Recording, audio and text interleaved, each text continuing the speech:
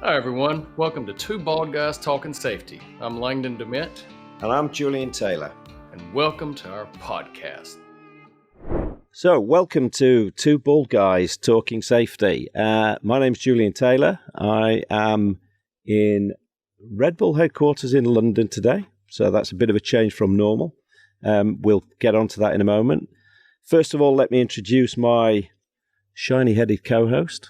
Hello everyone, Langdon DeMette, who is partially in the Red Bull headquarters via computer screen. And we have a third member of the contingent today. Welcome, bald lady. She's not bald. Emma Hind, who is the CEO of Wings for Life in the UK.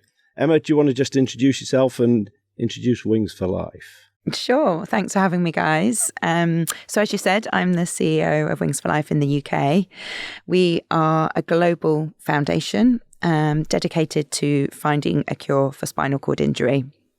So we operate in the UK, in the US and Austria, and we raise funds to fund research to find a cure. Okay, which is absolutely amazing. Emma was very clear when we first talked today that she knows nothing about health and safety, but she knows quite a lot about spinal cord injuries and about the research that's happening. The reason for the podcast, I suppose the reason for doing this, because it's a bit left field, you might say, why are you in Red Bull headquarters, is because Wings for Life was a charity that was started by the late Dietrich Mateschitz, who was the founder of Red Bull, and his friend, hopefully I can get this pronunciation right, which is Heinz Kinigadner. Okay. Spot on. And Heinz was a 2-time motocross world champion, and his son was actually injured in a charity motocross race and had a spinal cord injury. So that was the origin of the charity in the first place. That's right, yes. So Heinz was actually one of the very first Red Bull athletes back in the day. And as you know, Red Bull today have an amazing athlete program. But back in the 80s in Austria, they were just starting out. Heinz was obviously really successful, 2-time motocross champion, as you said, and was doing really well for himself. And his son, Hannes, was very much following in his footsteps. He was just a teenager when he was actually filling in for his dad, Heinz, in a charity motocross race.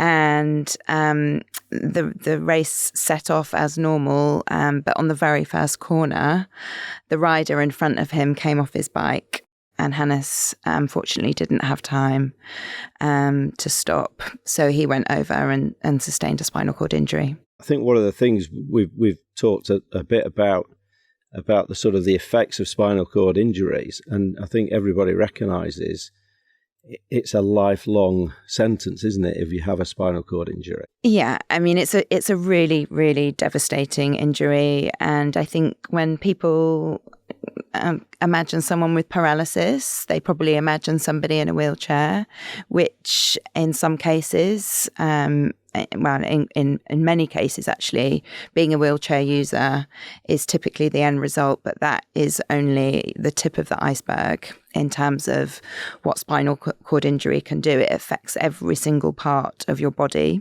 below the injury site. Yeah.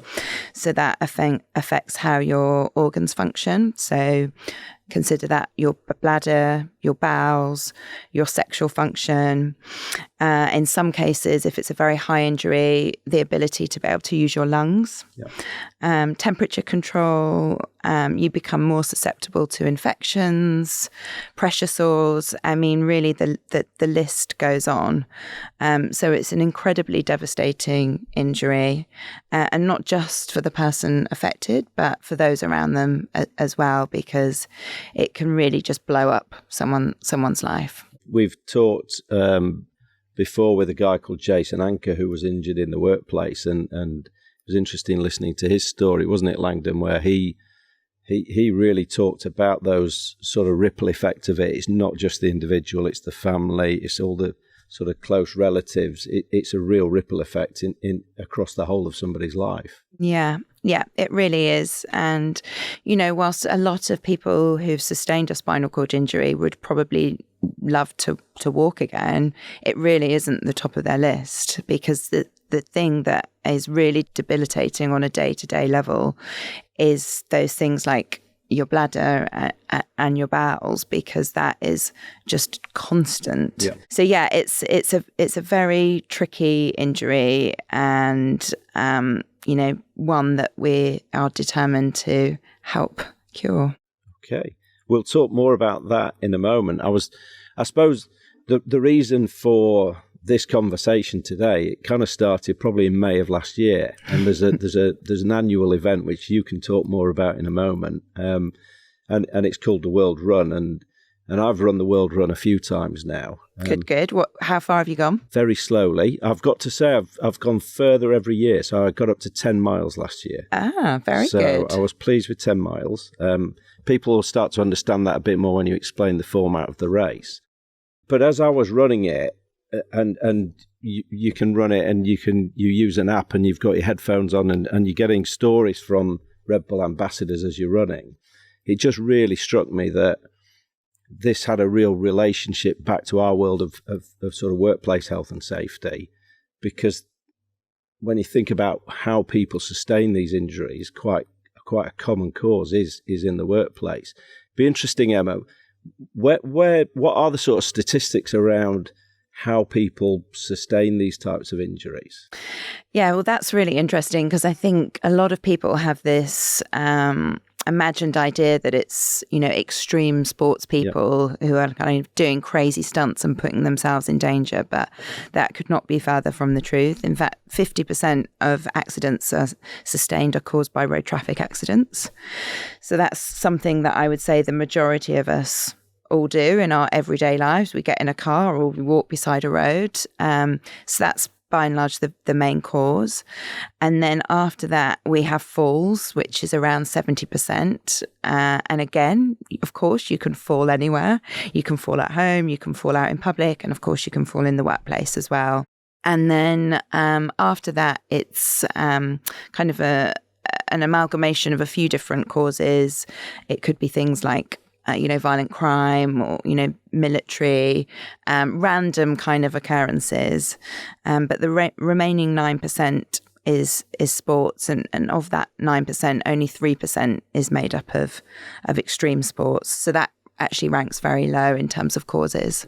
Emma, I'm curious, from a statistical standpoint, what kind of numbers are we usually seeing around the spinal injuries? So worldwide, the WHO estimates between 250,000 and 500,000 every year. Obviously, the nature of accumulating that information is typically quite tricky. So I would say that's probably a really conservative estimate. There are probably a lot more people being injured than that every single year. In the UK, it's funnily enough, I was in a meeting about this yesterday, but the numbers have pretty much doubled in the last decade. So in England alone, we're talking about 3,000 people every year, which is, if you break that down, that's 8 patients a day, one being injured every 3 hours, which is really, really shocking. It's interesting because, like just back injuries, for example, in the U.S., for specificity, they say, globally, actually 80% of adults will face a back injury at some point, but 80% up to a quarter could face re-injury. And then I think in the U.S., there were 2 million is what they're now estimating back injuries. And that's just a lot of those are work related. And then you start or poor postures. And then you go even worse case where, what we're talking about here, to me, it really does kind of tie that picture that it's all across the board, whether it's, in the workplace, whether it's not, but they all have the same ultimate effect. And that's that they can impact the personal life and your community life. And I think that the other thing, just sort of really preparing for this, was the fact that it can happen to anybody. It's not, there's no discrimination here, is there? It could happen to anybody, and it could happen sort of so easily. I'm really interested as well. This the charity's been going for a while now. You've raised a lot of money. Yes. Some amazing research projects that you've supported. And I mean, I think there's currently in the region of 63 projects at the moment. And I think you talked about 300 maybe over the span of the charity. What are the things that those research projects are doing, and how is it that Wings for Life is supporting them? Well, let me take you back a bit just to, I suppose, paint a bit of a picture and give you some context. So I talked a little bit about Heinz earlier. Yep. When he was injured, he was just a teenager, and that was back in 2003. Heinz is nearly 40 now. So he's been living with his injury a long time. But back in 2003, there wasn't a single clinical trial in existence.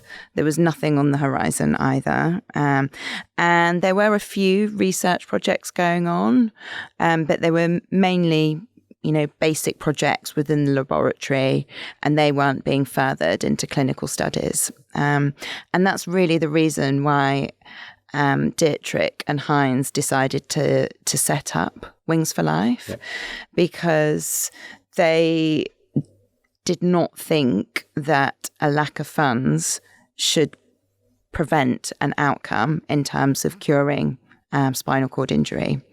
And after doing some research, that's really what they'd discovered, that it was a neglected area of research. There was no government funding, so to speak of, and anything that was in existence was kind of funded by private individuals.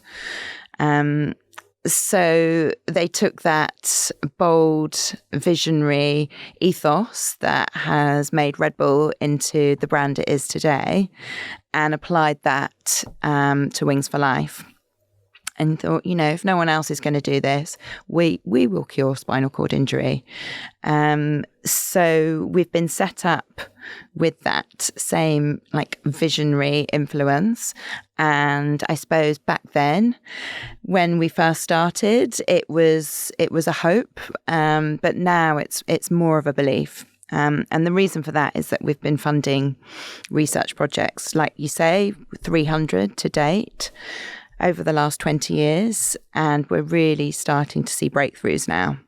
In fact, there's been more progress in the last 5 years than there has been ever before. So there is now legitimate, not hope, but belief that we're going to see a cure, certainly within our lifetime. Wow. Which nobody ever thought would happen, did they? No, absolutely not. But then you think about HIV, for example, that was a death sentence in the 80s, and now it's a manageable illness. Testicular cancer, for example, it's now 98% curable. That is only possible through medical research. And if you just look back to the COVID pandemic just a few years ago, it just shows if you have enough money, enough resources and enough minds, anything is possible. So we believe it, and that's why we're raising the money to invest in those projects. And the will, I suppose, as well. There's got to be the will there, hasn't there? The passion, and we all are extremely passionate about this. Yeah. It's the thing that interested me as well, and I've never really thought about this, was why this attracted so little funding and research sort of before Wings for Life came along. What's different about spinal cord injury, which seems to be so severe? It's a matter of economics. Yep. So, I mean, I said some of the stats earlier around numbers of people living with spinal cord injury. It's a significant amount. Yep. But if you compare that to people who have cancer or heart disease, for example, it's not as significant. So therefore, it's not going to attract as much funding. It's not going to be deemed a profitable endeavour for pharmaceuticals, for example, because they're not going to get, the return that they would on widespread drugs or widespread treatment. So how do you raise the money? That and I know one of the ways you raise the money. So I think we've got to talk about that. It'd be interesting to talk about World Run and also other ways that people can support and help Wings for Life. Yeah. So we've talked a little bit about our partnership with Red Bull. Yep. And we have been supported by Red Bull since our inception. And the way that they support us is that they cover 100% of our costs, which is really, really unique in the charity sector, which means that we can say every single penny, dime or cent that is raised globally from our supporters goes directly to research. So obviously we are so grateful to Red Bull for that support. And then other than that, we fundraise in our own ways as any other charity would, typically through partnerships, through trusts and foundations, through individuals, and also through our event program. And our biggest event, which we've obviously talked about a little bit already, is the Wings for Life Wild Run. And that was 10 years old last year. And it's a huge event for us. And the impact that it's had in terms of our funding has been enormous. So we went from being a pretty successful charity to essentially raising millions every year, and those millions has been the game changer in terms of what we've been able to fund. So that has allowed us to move from the more basic and preclinical research projects into clinical trials. And that's what we all want, right? We all want to see treatments in humans, and we want to accelerate that. And that has been down to the Wings for Life Wild Run. Cool. One other thing before we get into the World Run, because I didn't really, I was reading sort of some of the promotional information, and it was the 3-letter acronym that sort of caught my eye, which was ATP. Oh, yes. And I wondered whether you could talk about ATP and tell us what that is. Yes. So ATP stands for Accelerated Translational Program. And a little bit in terms of what I just said about the Wild Run, we knew that we had been funding some really promising basic research. But what was happening is that those research projects would have findings, but in order to take it into clinical studies, you need so much more than just promise in a laboratory. Okay, so you need legal support, you need governance support, you need commercial support. You need to be able to navigate your way through into that environment, which is really complex. And for scientists, often they don't have that know-how. They're absolute geniuses in the laboratory, but we're talking about really complex regularity procedures. So the ATP was set up to meet that need and to give researchers and scientists the support they needed to take promising research in the laboratory through into clinical trials. So the ATP program, I think the last count was 9 major clinical trials. And that has really made the difference. And as I said, we're starting to see real breakthroughs. Patients are regaining functionality. And in some cases, we've actually seen patients walking again. And this is the direction that we need to be heading. So navigating the red tape, getting through the red tape to exactly that. To get stuff done. Yes. It's known as the Valley of Death. Is it? Where promising research projects just fall down and because they can't get to the next stage. And that's what we're doing. We're kind of bridging the gap across the Valley of Death.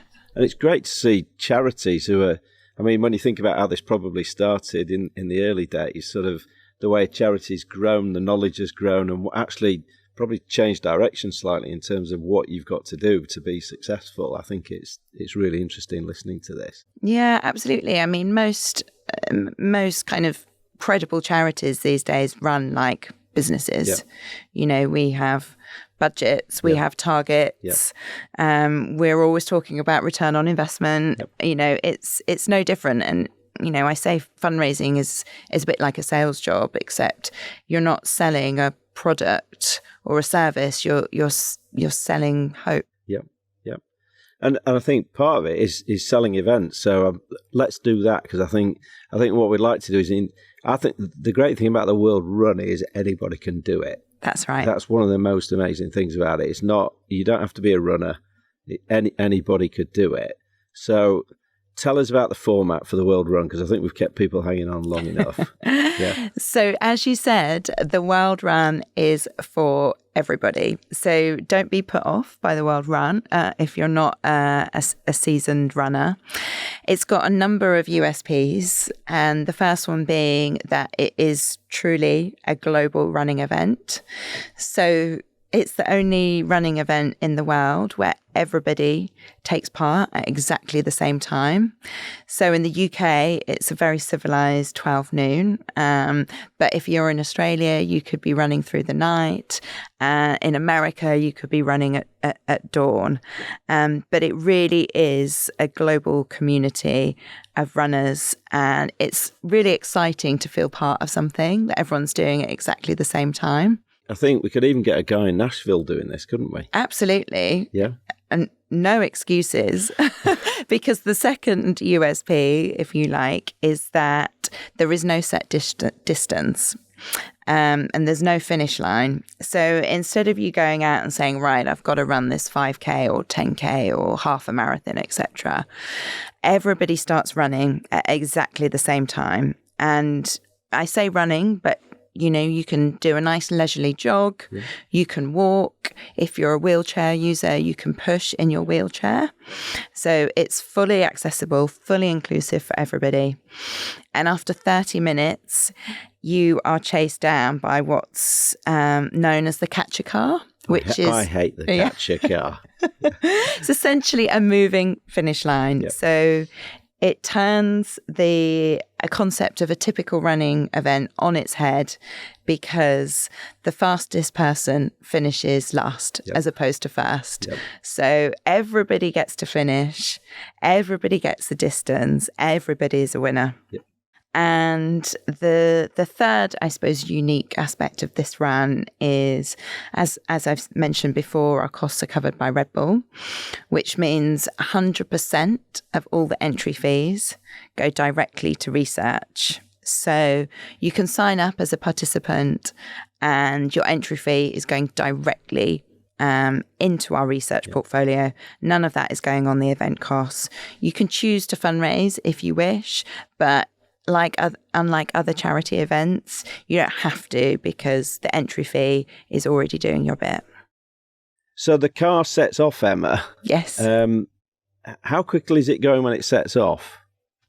Or am I testing you there?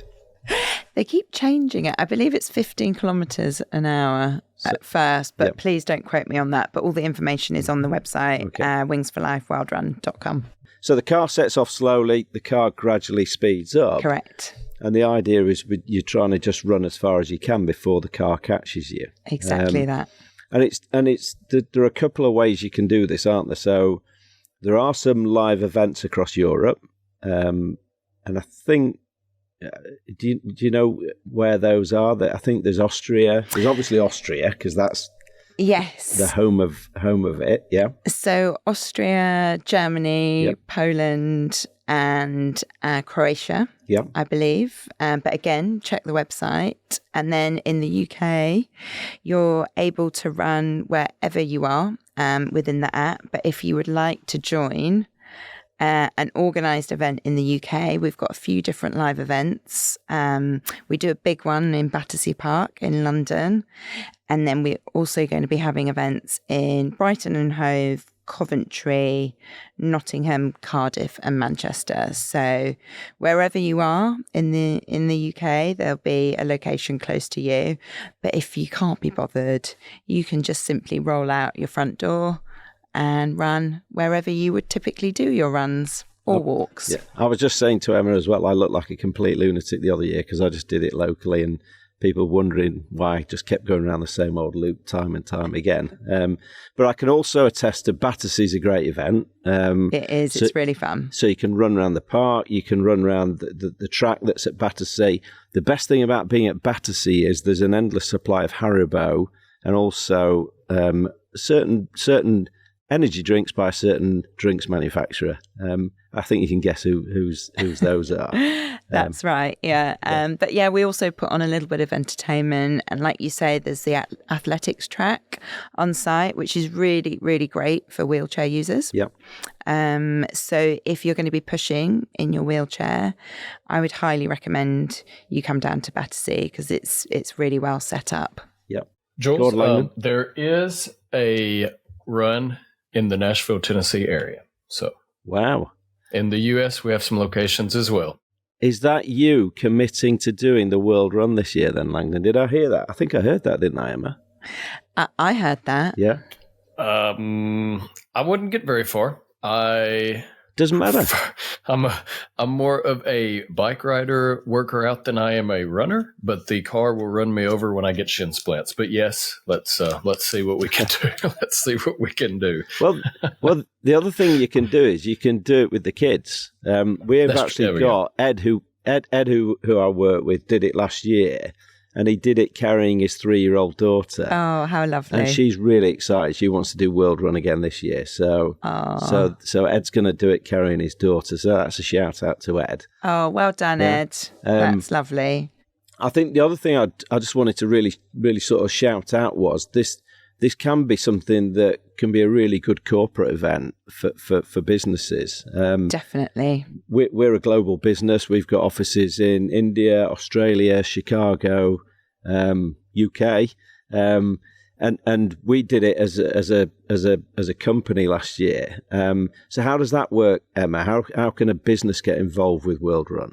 Well, there are a couple of ways a business could get involved. So first being just promoting it to their staff, yep, which is great. And you can set up a team. And we have lots of organisations that do that. But even better would be for that business to actually buy some vouchers for their workforce. And this can be part of their CSR initiatives, D&I initiatives, just team building, because it's a really nice way of getting people together and a bit of friendly competition. We have a really good Teams functionality on our website, so you can set up a team for your company. Everybody who takes part can then join that team, and then you can see where you come on the day against your colleagues. So it's a really fun way of engaging your work team. And as I said, like 100% goes to charity as well. Cool. So we could have a bit of bald guy competition here, couldn't we? Can I get further than Langdon's shin splints? Yes. Short answer. He's frowning at me now. Because he knows the answer. Yes. And the other thing to mention, actually, so this year we have a brand new sponsor. So we're being sponsored by Adidas. Yes. Which is great. So they are providing a free Adidas t-shirt for all participants. So if you sign up now, you'll get it before the race. But even if you sign up close to the race date, you'll still be sent a t-shirt.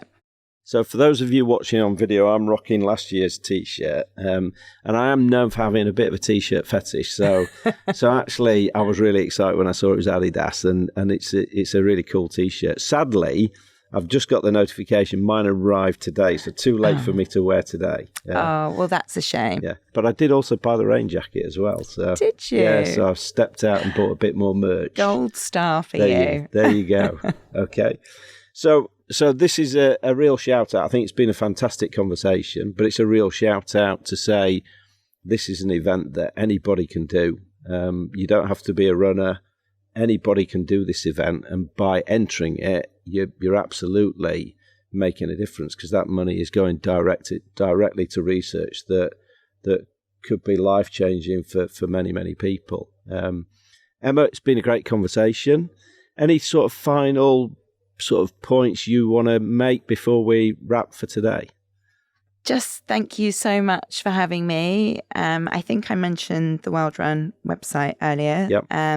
If not, we'll put a link in, yep, I believe. Yep. And if you want to understand a bit more about the work that Wings for Life do, we're www.wingsforlife.com. Yep. And yeah, just get in touch. We'd love to hear from you. And the website, I will attest to this, has got some amazing stories on of some pretty heroic people who've dealt with some really, really tough situations. And I think one of the things we are planning to do maybe on a future pod is get one of your ambassadors on to talk about actually what it's like to live with this sort of effects of a spinal cord injury, because I think that would be a really interesting conversation. Yeah, absolutely. And I suppose just what I will end with is, as I talked about, it is a devastating injury. Yep. But so many of our supporters and ambassadors who live with a spinal cord injury, they're not defined by it. Their positivity is amazing. They go on and still continue to lead really successful, empowering lives. So, they don't want anyone to have a pity party. No. Far from it. Yep. But let's do what we can now to make an impact for the future. Brilliant. Emma, thank you very much. It's been a fantastic conversation. Thank you. We will get it out there. We'll promote the World Run and all the best for the future. Brilliant. I appreciate it so much. Thank you. Thank you.